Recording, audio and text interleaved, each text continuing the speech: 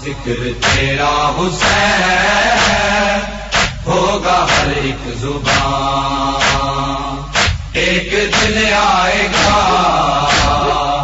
ایک دن آئے گا،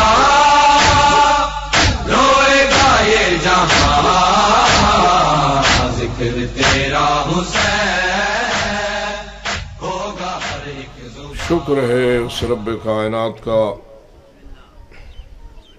جو احد ہے، جو صمد ہے،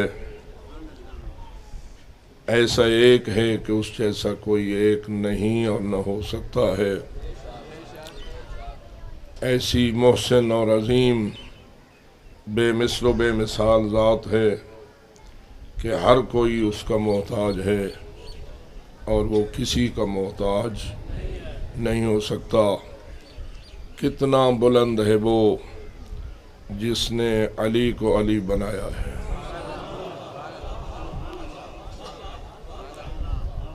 علی کتنے بلند ہیں۔ ساری کائنات بھی اگر اپنی پوری فکری، علمی، تحقیقی ہر قسم کی توانائیوں کو استعمال کر کے یہ سمجھنے اور اس امر کو پانے کی کوشش کرے علی کیا ہے، تو جواب آئے گا سب کی توانائیاں ختم ہو سکتی ہیں لیکن وہ علی کی بلندیوں کو ماپنے میں کامیاب نہیں ہو سکتی۔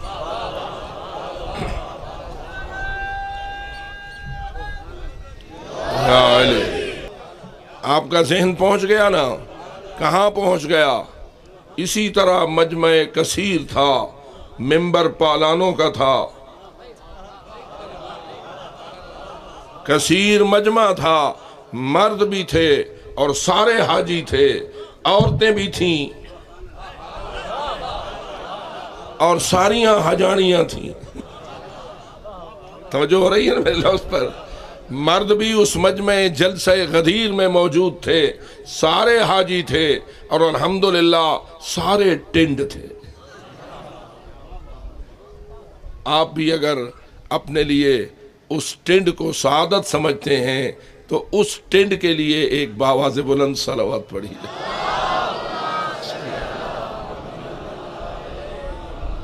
سونے والا والے پریشان تو نہیں تھے؟ بال بھی انسان کا حسن ہے اور ہر شخص اپنے بالوں کے حسن سے محبت رکھتا ہے، لیکن اللہ یہ چاہتا ہے جب میرے گھر کو آؤ تو فقط گوشت فند کو قربان نہ کرو، اس حسن کو بھی قربان کرو۔ محلقین رؤوسکم، اپنے سروں کو حلق کراؤ یعنی منڈواؤ، اور پھر آپ ذرا غور کریں کتنے حسین بال تھے سید الانبیاء کے۔ اکثر سنتے رہتے ہو نا، اور آپ کا ایمان ہے، رسول کی زلفیں تھیں جن کو قرآن نے واللیل کہا ہے۔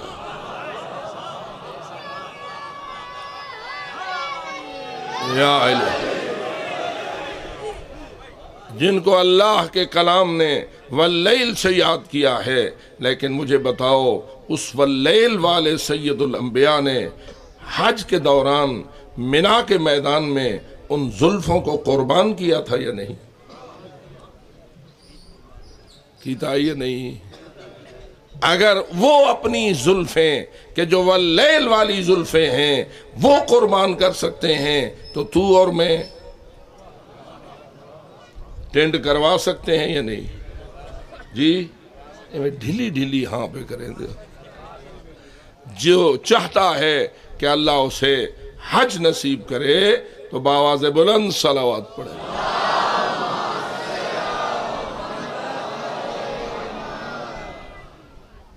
اس لیے کہ حج ایک بہت بڑی سعادت ہے۔ ائمہ کو بھی حج سے بڑی محبت تھی۔ میں حیران ہوتا ہوں، ہر امام بیت اللہ سے افضل ہوتا ہے۔ ہمارا اور آپ کا عقیدہ کیا ہے؟ اگر ہم سے پوچھا جائے امام افضل ہوتا ہے، پیغمبر افضل ہوتے ہیں یا بیت اللہ؟ شان نبی اور رسول کی اور امام کی بیت اللہ سے بلند ہے، لیکن اللہ فرماتا ہے میرے گھر کو آؤ، سر مڑواؤ۔ روایات آپ کے سامنے ہیں۔ چلو حج کی محبت پیدا کرنے کے لیے یہ جملہ بھی آپ کی نظر کرتا چلوں، حضرت امام حسن اور حضرت امام حسین،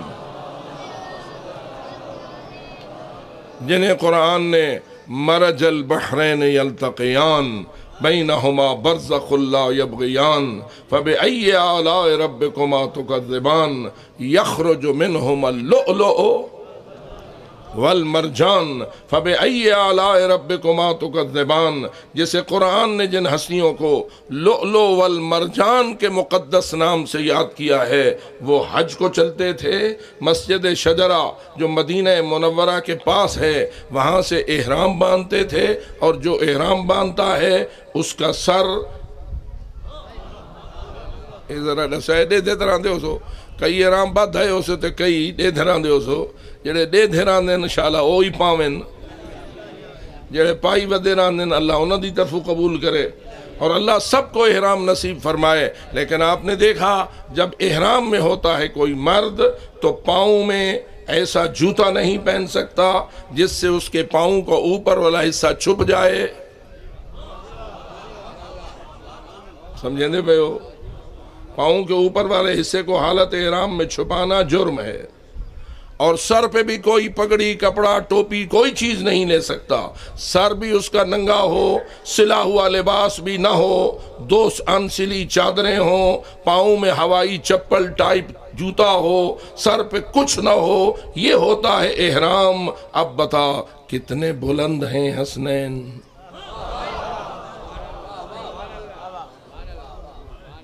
کتنے بلند ہیں علی، کتنی بلند ہے زہرا، کس قدر بلندوں سے بلند ہے محمد مصطفیٰ۔ محمد مصطفیٰ تو اتنا بلند ہے نا کہ علی جیسی بلند ترین ہستی بھی محمد کے سامنے آ کر کہتی ہے انا عبد من عبید محمد، میں آپ کا تو ایک غلام ہوں۔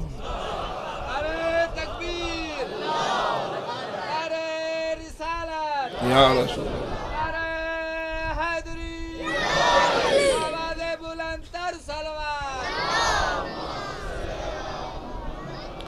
جبکہ یہ بات بھی اپنے مقام پر برحق ہے، اولنا محمد، آخرنا محمد، اوسطنا محمد، کلنا محمد،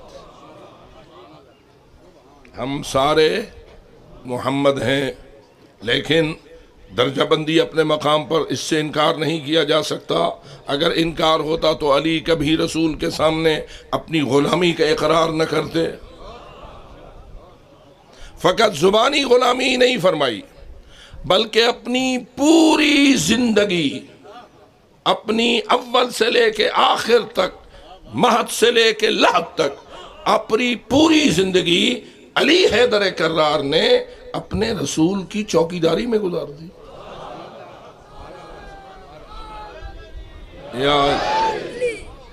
کیونکہ ہمارا فریضہ ہے آپ کو علی کی طرف بھی لے جائیں، لیکن اس سے بھی دور نہ ہونے دیں جس کو علی نے اپنا مولا کہا ہے۔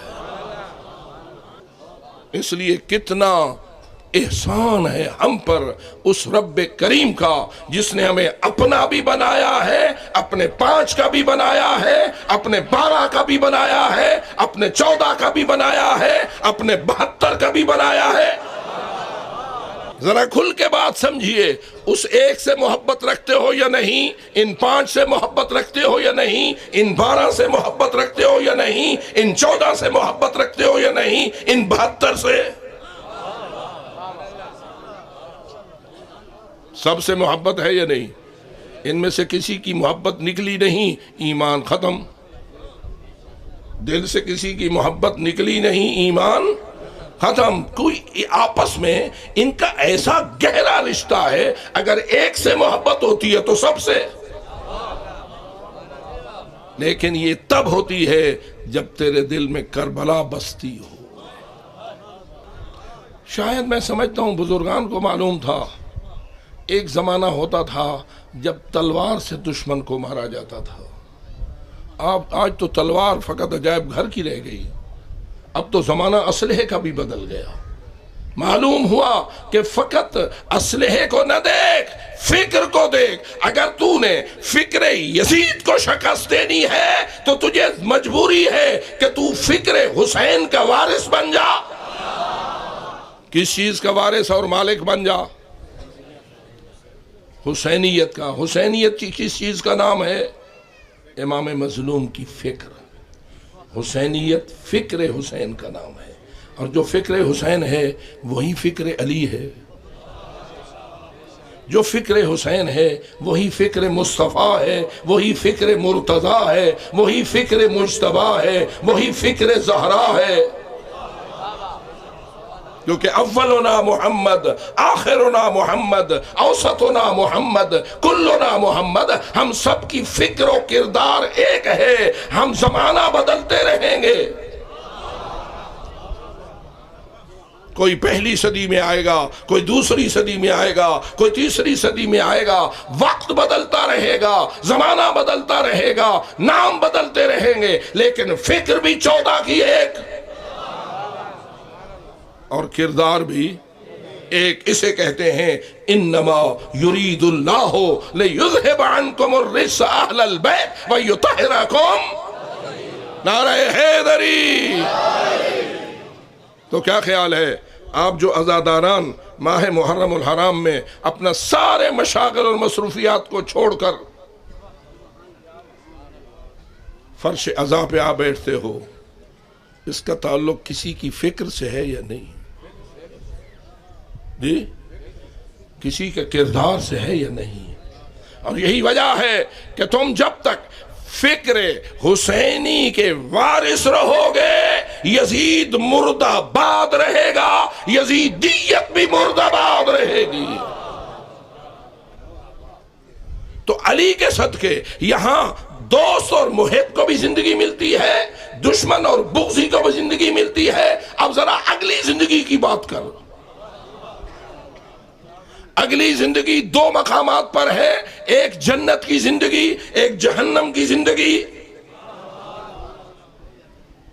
یہ اولئک اصحاب الجنہ ہم فیہا خالدون، اولئک اصحاب النار اگوں ہم فیہا خالدون. جو جنت میں جائیں گے وہ جنت کے لیے ہمیشہ، جو جہنم میں جائیں گے وہ 4 دن تو بعد جہنم ختم.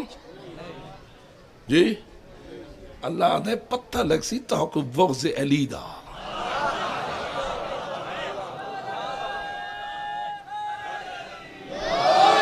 میں اگر اپنی زبان میں کہوں تو یوں کہوں، ساڑ ساڑ کے سڑے ساں تے کدہ ہی نہ مرے ساں.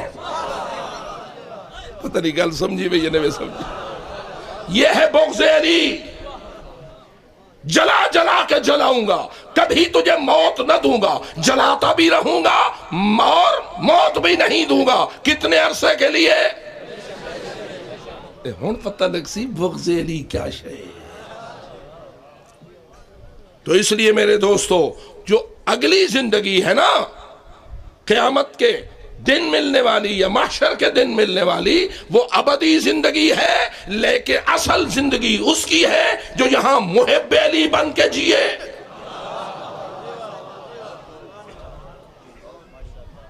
اور پھر بری زندگی اس کے لیے ہے.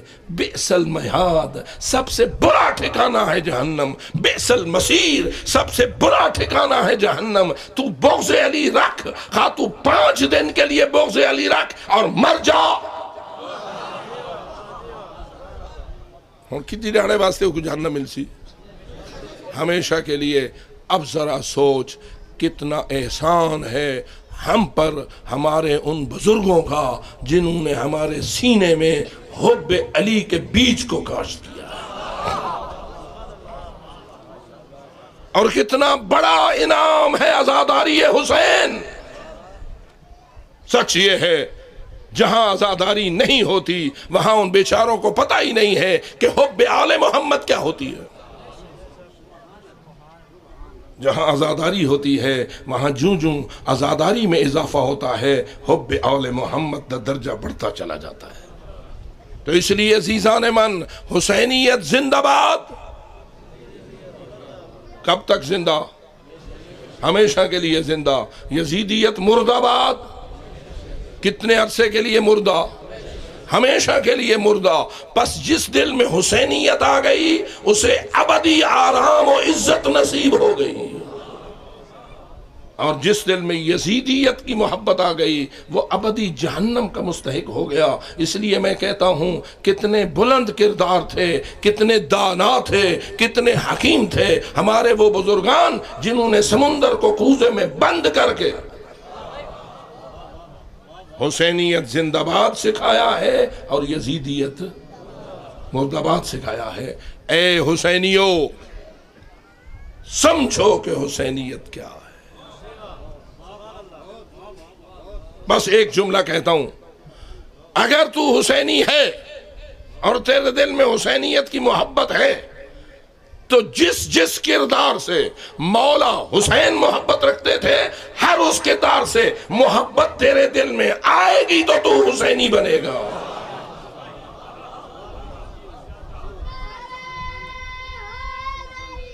یا علی، کوئی نیکی ایسی ہے جس سے امام حسین کو محبت نہ ہو؟ کوئی برائی ایسی ہے جس سے امام حسین کو بغض نہ ہو؟ اور برعکس ہر نیکی سے بغض رکھنے والا یزید ہے، اور ہر برائی سے محبت رکھنے والا یزید ہے۔ بالفاظ دیگر حسینیت نام ہے اللہ کی نیکیوں سے محبت رکھنے کا،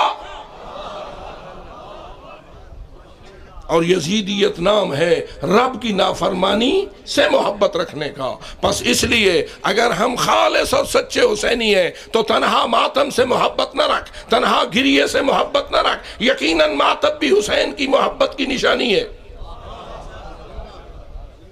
عزاداری کا ہر پہلو، عزاداری کی ہر رسم حسینیت ہے۔ علم بلند ہے، حسینیت ہے۔ ماتم جاری ہے، حسینیت ہے۔ آنسوؤں کا بہنا، رزق کا مولا حسین کے نام پہ خرچ ہونا، نیازوں کا دینا، اپنا وقت قربان کر کے، دکانیں بند کر کے، کاروبار بند کر کے حسین حسین کے لیے خاک کے فرش عزا پہ بیٹھنا، حسینیت ہے نا؟ یہ نہیں تو کیا امام حسین نے میدان کربلا میں فقط رونے والی بات سکھائی تھی یا نماز کا سجدہ بھی سکھایا تھا؟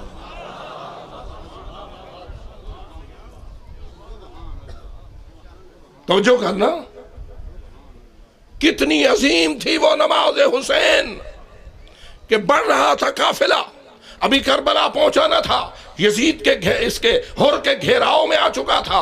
ہر نے کہا تھا اے حسین میں آپ کو گرفتار کر کے ابن زیاد کے پاس لے جانا چاہتا ہوں۔ مولا نے کہا نہیں، میں گرفتار نہیں ہوں گا۔ تو ہر نے کہا پھر کیا ہوگا؟ آخر فیصلہ یہ ہوا، نہ آپ واپس مکہ جائیں، نہ میں آپ کو کوفہ لے جاتا ہوں، آپ ایک تیسرا راستہ اختیار کریں، اور جب ابن زیاد کا واپسی پیغام آئے گا اس کے بعد میں آپ کے ساتھ جو ہوگا کروں گا۔ اس نے اپنا قاصد بھیج دیا، راستہ تیسرا پکڑ لیا، آگے آگے امام مظلوم کا کاروان، اور آپ جانتے ہیں اس کاروان میں جہاں مرد تھے وہاں خواتین بھی تھی۔ اور کون سی خواتین تھی؟ کائنات میں جن خواتین کی مثل کوئی خاتون نہ تھی، سب سے افضل کائنات خواتین وہ جا رہی تھیں، اور 1000 سپاہیوں کی قیادت میں ہر ساتھ ساتھ چل رہا تھا۔ اللہ جانے اے رسول کی بیٹیوں، تمہارا نگرانی ہر میں چلنا کتنا سخت ہوگا۔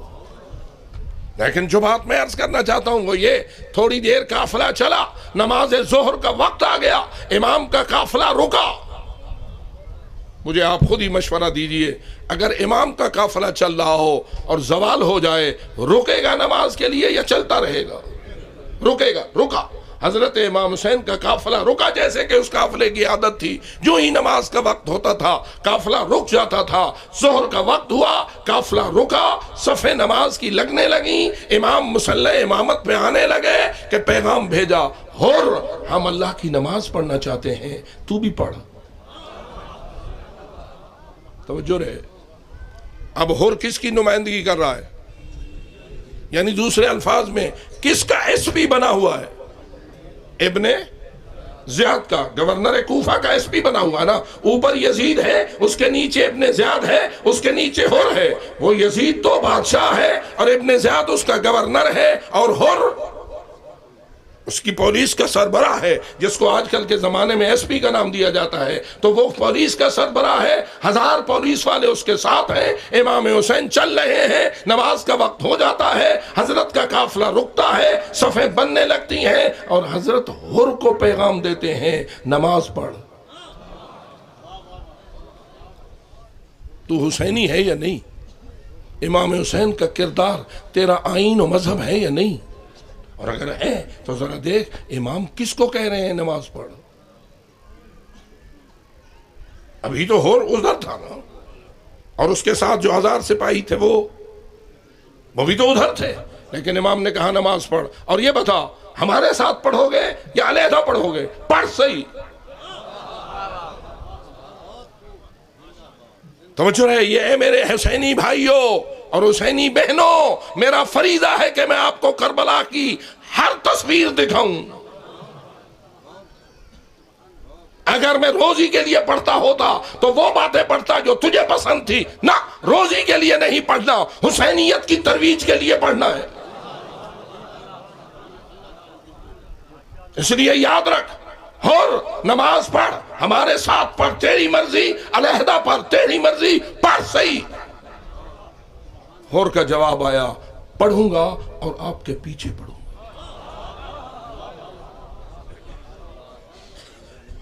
حضور حر اپنے 1000 سپاہیوں سمیت صف میں آ گیا۔ امام نے موقع دیکھا، نماز سے پہلے خطبہ دیا۔ خطبات امام حسین جو دوران سفر آپ دیتے رہے، وہ اپنے مقام پر ایک مستقل ہدایت کا آفتاب ہے، اس کو سمجھنا ہمارا فریضہ ہے۔ لیکن میں ابھی وقت کی نزاکت کے مد نظر فقط اتنا کہہ رہا ہوں، حر نے نماز پڑھی، کس کے پیچھے پڑھی؟ امام۔ یہی چھوٹی سی محبت تھی جو حر کے حر ہونے کا باعث بن گئی، چونکہ اس کے دل میں قدر تھی زہرا کے لال کی، اس لیے یہی چیز بالآخر اسے اس منزل پہ لے گئی کہ جب حر شہید ہو کے زمین پہ گرا پڑا تھا، خون میں غلطان تھا، امام حسین اس کے سر کے قریب پہنچے تھے اور جا کے کہا تھا، تیری ماں نے تیرا نام صحیح رکھا تھا، انت حر فی الدنیا والآخرہ، تو دنیا میں بھی حر ہے، آخرت میں بھی حر ہے۔ ذرا مجھے بتا، 3 دن کا جو پیاسا ہو اور سارا دن لاشوں کے اٹھانے کے لیے دھوپ پر دوڑتا رہا ہو، جسے تو ابو الفضل العباس کہتا ہے، میں تجھ سے پوچھتا ہوں، تیرا کیا خیال ہے جب کربلا کے میدان میں کسی شہید نے اپنی زین کو چھوڑا ہوتا تھا، آواز آتی تھی یا نہیں، علیک من السلام یا ابا عبداللہ، اے مولا میرا آخری سلام۔ دشمنوں کا گھیراؤ ہے، اسی لیے جدھر حسین جاتے تھے ادھر عباس جاتے تھے۔ اگر آواز آتی تھی کسی شہید کی تو دوڑتے تھے حسین مولا بھی، تو دوڑتے تھے عباس بھی۔ اس لیے کبھی کبھی سوچتا ہوں، جب تیرے مولا حسین نے وضع خدہ علی خد علی اکبر کے رخسارے پہ رخسارہ رکھا ہوا تھا، علی اکبر تڑپ رہے تھے، حسین اپنے لاڈلے ہم شکل پیغمبر کے رخسارے پہ رخسارہ رکھ کے کہہ رہے تھے، علی الدنیا بعدک العفا، دنیا پہ اندھیر ہے، میں کیسے زندہ رہوں گا تیرے بعد اے علی اکبر۔ بس تصور مشکیزہ کدھر گیا؟ علماء نے لکھا بازو تو کٹ گئے اور دونوں بازوؤں سے خون کے فوارے ابل رہے تھے، لیکن عباس کا عزم عجیب تھا، گرتے ہوئے مشکیزے کے تسمے کو دانتوں سے پکڑو، مشکیزے کے تسمے کو دانتوں سے پکڑا، بازو تو تھے نہیں، جھٹکا دیا، مشکیزے کو گود میں لیا اور اپنے سینے کو مشکیزے پہ رکھ دیا۔ کیوں؟ میں نہ بچوں پانی تو بچ جائے، میرے بازو رہے یا نہ رہے، پانی تو پیاسوں تک پہنچ جائے۔ اب زندگی عباس کا سارا زور اس بات پر ہے کہ علی اصغر کو پانی مل جائے، سکینہ کو پانی مل جائے، پیاسے کربلائیے بچوں کو پانی مل جائے۔ لیکن آ میرے ساتھ چل اور مجھے بتا، عباس پانی پہنچانے میں کامیاب ہوئے؟